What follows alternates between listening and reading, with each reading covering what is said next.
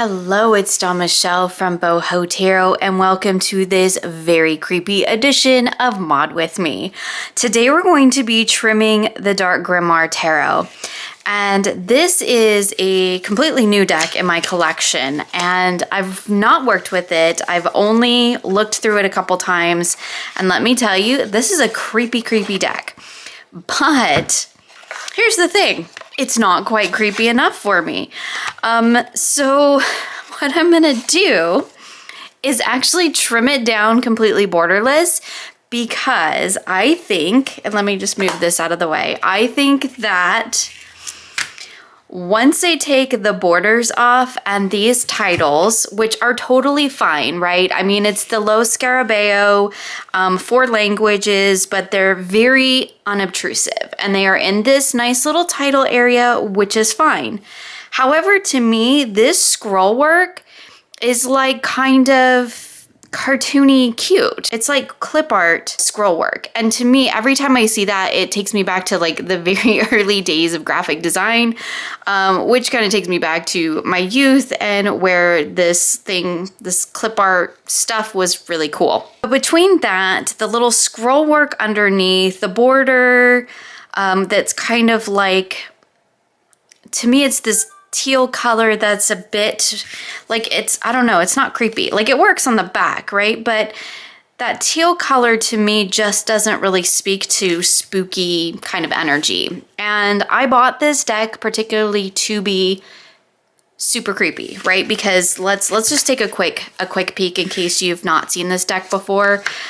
It's a creepy deck. These figures are creepy. However, sometimes if you look at the little like goblins, their faces are actually kind of funny, but there's a couple of cards in here. I do really like some of the representations in here, like in terms of what they're doing with the tarot. I think it's really cool. But there are some cards in here, like this is a voodoo doll. And let's see, where's the Hanged Man? I think the strength is actually really cool. It reminds me of like old fairy tales. This Hanged Man, I mean, it's literally a hanging man, right? Creepy. But I bought this deck with the intention of doing some confrontation work. Some people might call it shadow work. I'm not going to call it that because for me, that's not really what it is. But for me, this deck, one of the things that I bought it for was because it's the Dark Grimoire Tarot. So books feature very predominantly in this deck. Like all of the aces are books, which I do quite love. And I thought that this might be a wonderful deck for me to confront some of my fears around writing. So writing is something that I've always done. I love to write. I always thought I would grow up and be a writer someday. Maybe someday I still will, right? Like when people used to ask me, what do you want to be when you grow up? I wanted to be a writer. So that's kind of always been something like in the back of my mind. I have written books. I have published books. Like it's something I've done, but it's never quite been to the extent that I wanted it to be. Or really what I should say is that I let my fears and I let some of my hang-ups get in the way of some of my writing projects. And I still do that to this day. So I thought this was a perfect deck, the perfect time to confront some of those issues in particular with writing for me. So for me, this is a deck that I'm going to use to confront the things that I don't want to face. And I thought it's an absolute perfect deck for that, right? And I probably shouldn't be getting this out of order because I'm going to need it in order when I'm done. But seeing how we flipped through almost the whole deck, just in case you haven't seen it, I'll just go through the last little suits here with a quick little flip through. But anyway, I find this artwork to be very confrontational, like in a good way, because that's what I'm looking for. And it's super creepy. Like it's super creepy deck. By far the darkest, creepiest deck that I have in my collection. However, I feel like these, and maybe it's just me because we have like the little symbol here at the top of the banner, and it's just like, it's a clip art banner. And for me, because I do have a background in design, I just cannot I can't move past that, right? I'm so distracted by that feels totally like, take that away and then look at this image. Like, it feels like it's just totally distracting. It's got lots of words on it too, but that's not really my issue. It just looks kind of cheesy in comparison to the artwork. My apologies to whoever designed that, but it doesn't work for me. And I feel like this deck in particular, would be super creepy, like extra creepy, if it were just the artwork. So even though the borders don't like bother me really, I mean, they're colored, they do have a nice little design. The title area is not bad. I mean, it's not white, it's a nice beige scroll work that does actually match the theme of the deck.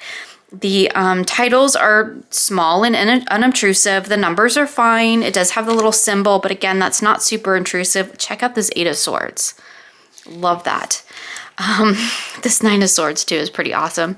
But anyway, I felt like I could like creepify this deck, like take it to creepy max if I removed those elements and just let the artwork really speak for itself, because I think the artwork is really where the creep factor lies in this deck.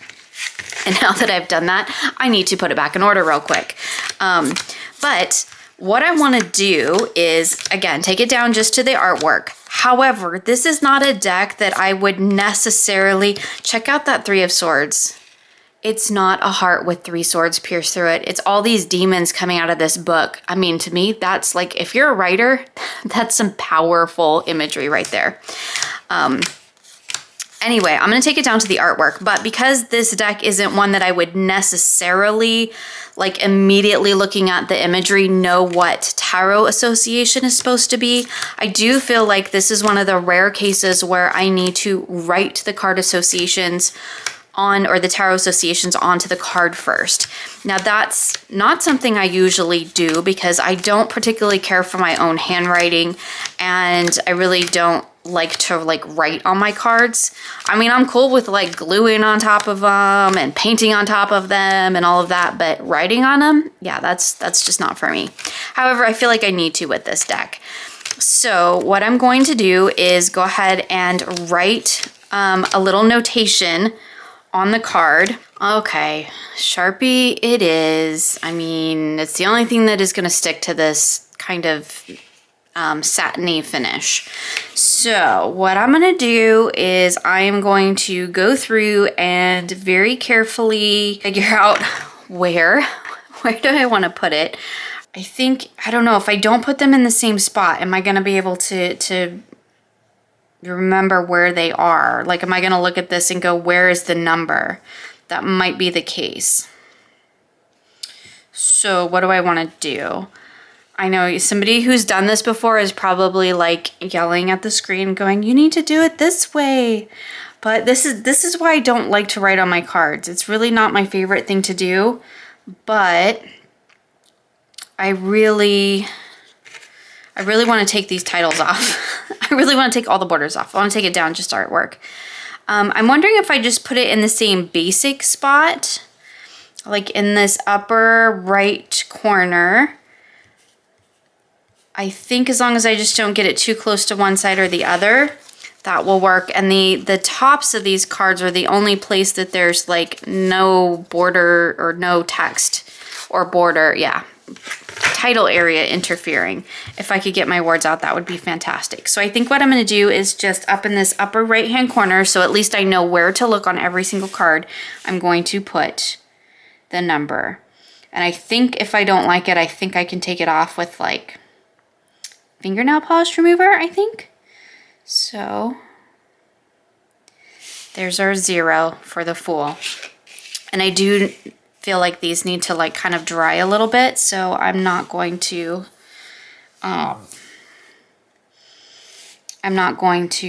stack them on top of each other. So I'm not going to put it in exactly the same spot. Like this one, I'm going to put it here.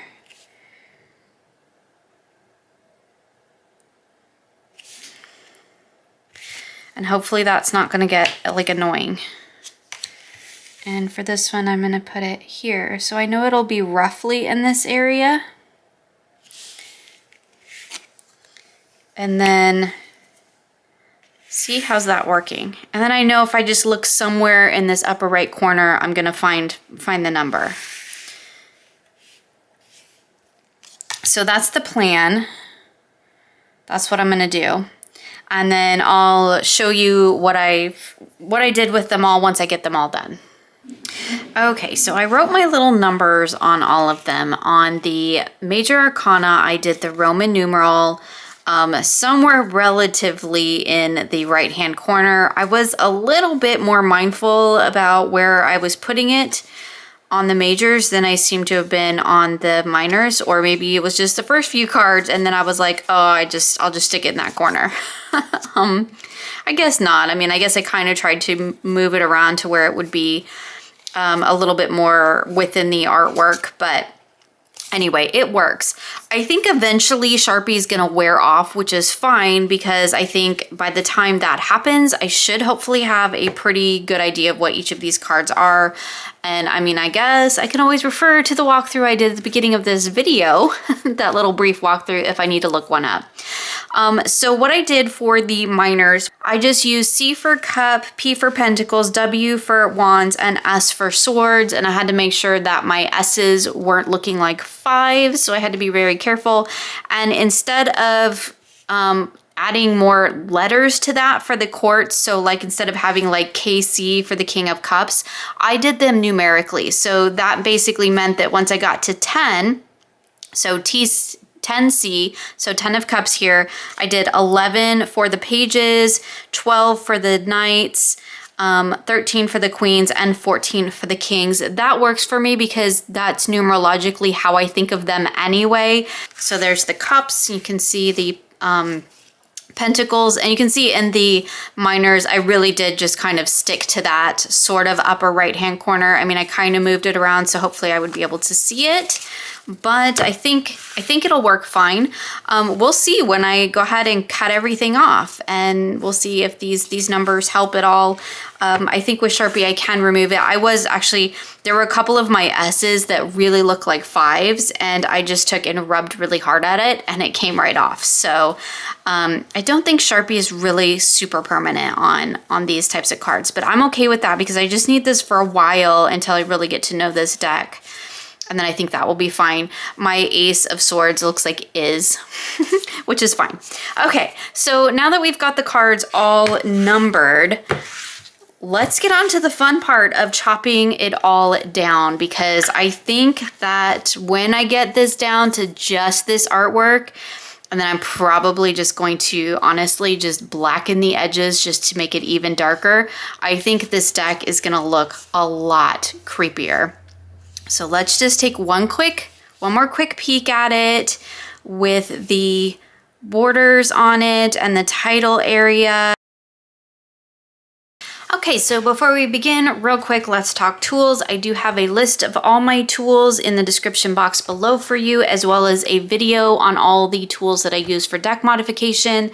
Again, both of those will be listed in the description box below, but I have my trimmer, I have my triangle for my edging, which I always tape down to my board now because I've lost this little thing in my drawer many times. My tape to hold it down, my corner rounder when we're done, and as per usual, I've forgotten my ruler because it wouldn't be a mod video if I hadn't forgot to pull out my ruler. Okay, so I'm gonna do my basic process. I'm not gonna belabor this too much because I do have a whole trimming tutorial on my channel. And so we're gonna just kind of quickly go through this process, and hopefully this will be a fairly quick and easy mod. The one thing that I want to do, as I always mention, is to look for the most challenging card first. And in this deck, it's actually going to be, I think, the bottoms. So we're just going to take those off first. And it's going to be the minor cards because they have this little emblem at the top. And so I need to figure out which one is the tallest. And I'm pretty sure that it is the cups. It's either going to be the cups or the pentacles. We shall see how well this Sharpie holds up as I'm handling this deck a whole lot. So there's a pentacle. And there's a cup. Okay, so the cup is just over a ½ inch. I have so much nail polish on my fingers. I apologize for the state of my nails. I just real quick painted them. They're actually the same height, so that's good. Okay, but that's definitely the tallest thing that I have to contend with on this card. And we're gonna hope that all of my numbers end up staying in like visible on the deck once I'm done trimming. So I'm gonna cut off the titles first because that's going to be the most challenging part. So I'm going to basically figure out where I need to chop this deck in order to get all of that off, because the whole idea is to get this deck down completely borderless. And so I'm always trying to retain as much of the artwork as I can, but get the, you know, everything that I want off. So, and this is going to be basically a mini deck by the time I'm done, but that's okay because I'm just okay with that. I like small decks, so it works for me. Okay, so I'm thinking right about there, and I moved it. Don't you hate when you do that? What? Let me double check. Let me double check. I think, you know, as I've mentioned before, the width of this ruler is the same as the width between the guard and the blade, so it just gives me a really good visual indication of where my blade's going to come down, and that is going to be like right at the top of the cup, which is a little close for my taste. I like to always kind of err on the side of caution because I don't want to have to go back and trim again. It happens sometimes. Sometimes I don't get it as good as I want, and I do have to go back and trim again. So I'm liking it about there. So I'm going to tape my little corner triangle ruler down. And again, that's going to create the guide. It's crooked. That's going to create the guide or a little cradle for me to pop my cards in, which makes the whole process go faster and straighter. And straighter is always a good thing. Let's make sure I'm not moving it around all crooked, because for whatever reason, I'm like really dragging this thing around today. While I do want to get it taped down really well, I don't want to let my tape interfere with my card any, so I'm going to just, you know, be careful. So I'm liking that. I'm double checking that this is straight. I mean, it looks straight. And I always like to stay straight as humanly possible because I'm not a machine. And I can't machine cut. Okay, so I'm gonna check that cups, that looks good. And I'm gonna check the pentacle. And we're gonna hope that they're all at the same, relatively same place, because, yep, that's what we're doing. Okay, so I'm happy with that. So I'm gonna go ahead and just start chopping, because that's what I do, right? There we go. I took off the banner, the little emblem, and of course all the text. Is that straight? I mean, I feel like it didn't look straight, but it is straight. I think that looks can be deceiving because the printing, right, isn't always straight. So let's cut that one. We're gonna cut a pentacle. Looks good. I'm gonna cut one from each just to be sure. Should be plenty on the wands and the swords because they are not near as tall. So looking good. Looking good.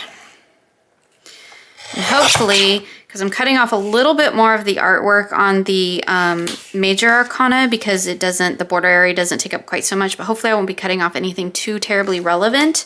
Usually that's not the case when you're cutting fairly close to the border, so it's usually a pretty safe bet.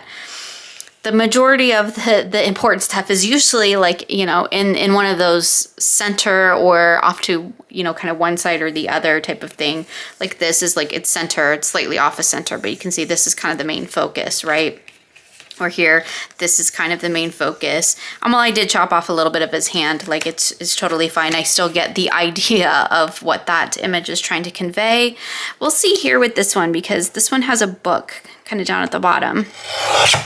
And so I did end up using or cutting off a little bit of the book pages, but you know, the idea of the book is still there. The gun is still there. The energy and the symbolism and what this card is trying to convey is still there. So I'm going to go ahead and I'm going to finish chopping off all of the borders or all of the title areas. And then I'm going to go through and basically just repeat this process and get rid of the top and bottom. And nope, the top and the two sides, and then it'll be down to just the artwork. And as you can see, like this is going to be a mini deck when it's done, because it's already, here's the title card. It's already quite a bit smaller. Of course, my backs are going to be off-centered because I'm cutting off more on the bottom than I'm going to be on the top, but that never really bothers me, so it's okay. So I'm going to finish trimming up this deck, and we're going to see what it looks like, because I think that it's going to be super creepy just down to this artwork. I'm kind of excited about it. So I'm going to finish up and then we'll check back in. So I finished my modification of the Dark Grimoire Tarot, and I do have to say that I feel like it is much creepier without the excess when we're really just zooming in on this artwork. We'll take a look at it here in a moment. I did end up trimming it all completely down borderless. So here was the original size. You can see there's all my testing. So you can see it did get quite a bit smaller, which is fine because it's basically like a pocket deck size now, right? Or a little bit bigger than a tarot and a tin. So I think it's a great size. The backs, I think look fine. They are off-centered, and some of the brown inner border remained and some of it didn't. If that bothers you, that's definitely something to keep in mind if you're going to be trimming just down to the artwork in this deck, because of course the title areas on the bottom, right, are much take up much more space than just trimming off that little teal border at the top, which is basically what I did, right? And I guess no, it doesn't have a brown inner border on the inside. That's right, it was just this color border. So anyway, I mean, the back's a little off-centered. That does not bother me at all, because I think when you take this kind of clip art, I don't know any other way to say that, because that is totally what it is. This clip art scroll, when you take that off with kind of just, you know, the text and the number and the little emblem and all of that, you get down to just this artwork, and I think it makes the deck way creepier, which is totally what I was after. So that's awesome. I did end up edging it in this really dark color. It does look almost black in this light, but if I don't know if you can tell by the cap, this is an artist Loft in dark umber. And I get these at Michael's. It's just sometimes I pick these up instead of the Tombos, because sometimes the color I want they don't actually have in the Tombow. But if you can see here, I've got it on a test swatch. It's a little bit like a really, really dark brown, like a black brown. And so I thought that would be really cool. It's really dark like I wanted, but it did have that kind of hint of brown in there. I'll try to bring it up into the light, see if you can see any difference there. But either way, I mean, I think it looks great because it's really, really dark and it works really well for the deck. I did, because I need to know the associations for the cards, because this is not a deck that I feel like I would easily be able to like pull a card out and know which tarot card it relates to. So for this particular mod, I did end up writing the a little notation in the roughly the right hand corner. You can see it really well on that one, of each of the cards, just so that I would know which card was which. So this is the 10 of Cups, as I mentioned in the beginning. In case you skipped that part, I will just recap that really quick. I used basically just cups, C for cups, S for swords, W for wands, and P for pentacles. And then for the court cards, what I did was I just numbered them numerically. So the page became 11, the knight is 12, the queen is 13, and the king is 14. That totally works for me because I think of them in a numerical sense anyway. So that type of labeling works for me, but it also kept me from having like confusing notations on the side. So like if I were to do this, like would be the King of Pentacles, so it would be a KP. I could have also used the elemental symbols with the triangles. Honestly, that sometimes confuses me. I have to pay a lot more attention, and I just love this, that I can real quick glance at this and go 14P is the King of Pentacles, 8W is the 8 of Wands, 10C is the 10 of Cups, and then if I could get to, we will take a look at the deck here in a moment. So here's the Fool, and for the majors, I just labeled them with their Roman numeral association. So there we have the Chariot with 7.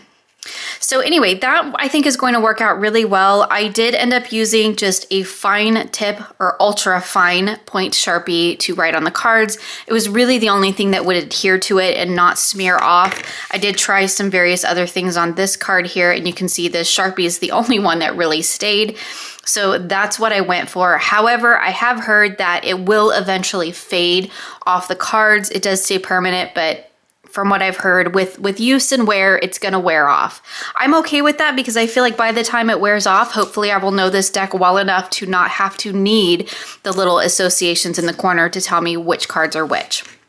So that is what the mod ended up looking like. And let's just take a quick flip through this creepy deck now because, oh my goodness, I think these cards are so much creepier without the borders around them, which is totally cool. That was totally what I was after. I mean, look at this 8 of Swords. Super cool. And the Tower. And the 6 of Swords. Having that little association there in the corner definitely helps because this is the 5 of Swords, and I don't know that I would immediately go to that. I can see the 5 of Swords energy in this card, but I don't know if that's immediately what I would go to. I love this 3 of Swords. It's one of the reasons why I bought the deck. I think it's amazing. So yeah, let's find some of those creepy cards. There's the Voodoo Doll for Justice. I do like that in this deck, Justice is actually at 8 and Strength is at 11. That actually works for me. There's that Hanged Man. He's pretty creepy. So yeah, I think that this I think just makes all the difference in the world with a deck like this because I want this deck to be creepy. I want it to be disturbing. I want it to challenge me because that is why I bought it. I bought it to confront my own inner demons when it comes to, particularly for me, when it comes to my writing. And so I thought this was the perfect deck for that.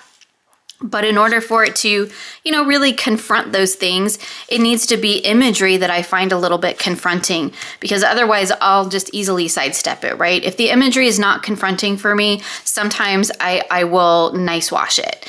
And this is a deck that would be very hard to nice wash. And so I think that it works really well in this sense for kind of using it as a confrontational deck, like to specifically confront some things that you want to be working through. Some people might call that shadow work.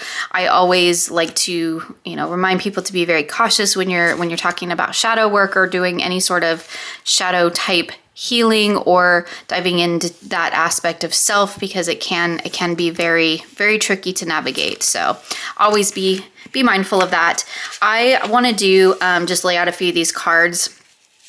It is a gorgeous size. I absolutely love when I trim down the low Scarabeo decks. They become like the perfect size, and they still, because I use measurements, always the key, right? Because I use measurements and I got a really, really nice straight trim, it still shuffles beautifully. To riffle shuffle it, it is a new deck, so I need to break it in a little bit, but yeah, I can very easily riffle shuffle it, and I love the fact that I can also really easily overhand it. You can tell by the backs that these would not be reversible anyway. I don't read reversals, so that's not a problem for me, but that is something to note if that is an energy that you work with. So I just want to pull a couple of these cards and let's lay them on the table and see what it looks like, because I feel like I should have laid cards out before we started. I feel like we could make a super creepy story here. And I can still see all of the notations in the corner there. Really close in. Look at that. So we have our 8 of Pentacles here. We have our 2 of Swords, our 8 of Cups, and our 9 of Swords. I feel like taking away all that excess and just really zooming into this artwork is absolutely amazing. It was what I was looking for with this deck. Because again, I was really looking for the deck to be confronting. And so I think now it really is. Like, it tells this creepy story, and it's gonna really, I think, challenge me to confront some of my own kind of inner demons here, which I think this deck is beautifully attuned to. So let's just lay a few more cards. Whoops. Getting away from me. So maybe it's just me, but I think it looks really good trimmed down, and I'm really, really pleased with the way it came out. I feel like this, like if this deck were just borderless in this way, it would be really cool. I mean, again, I didn't have really any problem with the borders. They were actually quite nice borders, and I really didn't have a problem with the title areas and, you know, having the banner at the bottom, because relatively speaking, it's unobtrusive, it's nice. It's a lot better than what we've had in the past with Lo Scarabeo decks. So I feel like this is a step up from what they have done. But for a deck like this, I feel like anything that takes you out of this space, out of this, just going completely within this creepy artwork, anything that is a distraction from that will take me out of that work, will take me out of that space. So when I had, you know, this down here at the bottom, it was just, I was looking at the little symbol and the number, and okay, so there's this text down here, and there's this little scroll work, and then we have the kind of teal border, and I mean, like, it's totally fine, right? But again, it was just more distraction, and I just really want to zoom in on this artwork, and I think trimming it down to just the artwork really accomplishes that. And I was able to note the card associations in the corner of each of the cards, so that while I'm getting to know this deck, I can still, you know, see what the tarot associations are, because this is a tarot, and it does adhere, as well as I can tell without having actually used it. It does adhere pretty well to the system of tarot, and so I want to honor that in my work with it. Yes, I could totally take it down borderless and just use it as an intuitive oracle and write what comes up for me when I see this image. What comes up for me when I see this image, though, is definitely the Chariot. Maybe this would be more the case of looking at what comes up for me. This looks like, if anybody's seen Stranger Things, this looks like one of the creatures from Stranger Things to me. But anyway, I mean, that's totally cool. So yeah, I'm really pleased with how it came out, and I'm actually really excited to kind of dive into this work and see what comes out of it, see what comes up, see how it works for kind of confronting those things that you know, that I tend to want to ignore when it comes to, in particular with my writing, but I think that you could use this deck in a lot of different ways. And I think also if you just like darker decks, then this would definitely be one that you could just use as a regular old reader. Like, it doesn't have to be for shadow work. It doesn't have to be during, you know, the Halloween season. It doesn't have to be during the darker times of the year. I think you could use this deck any time of the year. It is a tarot. It does follow the system of tarot. And so if you're drawn to this artwork, I think it's definitely one that you could work with anytime throughout the year. But I have purchased it with the specific intention of working with it in a very dedicated way. I do really love the way it came out, but now I gotta go make a bag for it because it's gonna go knocking around this tuck box. So I hope you enjoyed this mod with me. Thank you so much for joining me today, and I look forward to seeing you again soon for more creative tarot for an inspired life.